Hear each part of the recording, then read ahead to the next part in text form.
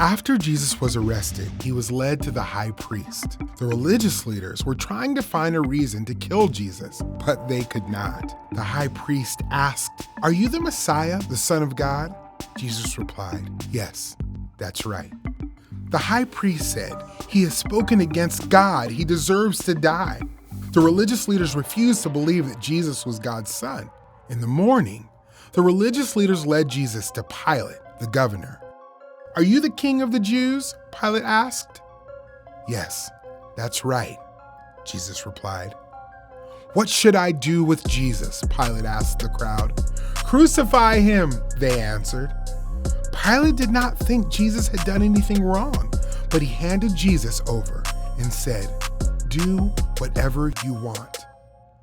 The governor's soldiers put a scarlet robe on Jesus. They made a crown of thorns and put it on his head. Then they mocked him. "Here is the King of the Jews." They beat Jesus and led him away to be killed. The soldiers nailed Jesus to a cross. They put a sign above his head that said, "This is Jesus, the King of the Jews." 2 criminals were crucified next to him. Darkness covered the land. Jesus cried out, my God, why have you forsaken me?" Jesus shouted again, and then he died.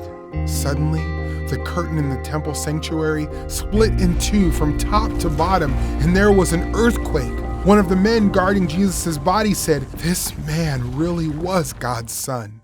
Jesus was buried in a tomb. A stone was sealed in front of the tomb so that no one could steal Jesus' body. On the 3rd day, Mary Magdalene and the other Mary went to the tomb. Suddenly, there was an earthquake. An angel of the Lord rolled back the stone and sat on it.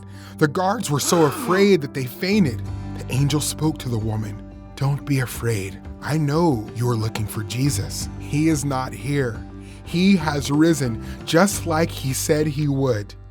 The women left the tomb quickly. They ran to tell the disciples the good news. Just then, Jesus greeted them. The women worshiped him. "Don't be afraid," Jesus told them. "Tell my followers to go to Galilee. They will see me there." Jesus appeared to Peter and then to the other disciples. Jesus also appeared to more than 500 people who followed him. Many people witnessed that Jesus is alive.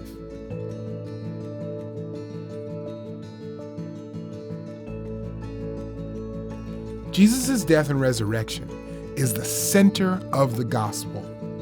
In Adam, we were spiritually dead in sin, but Jesus died to pay for our sins. Jesus is alive. God gives new life to everyone who trusts in Jesus.